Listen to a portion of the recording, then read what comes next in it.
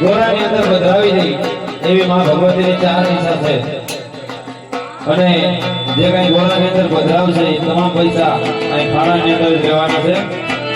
તો આપણે ચાર દાદાઓની જરૂર છે. કોને એવા ધર્મના નામે ભગવતીની ઈચ્છા વધારવા માંગતો આવે.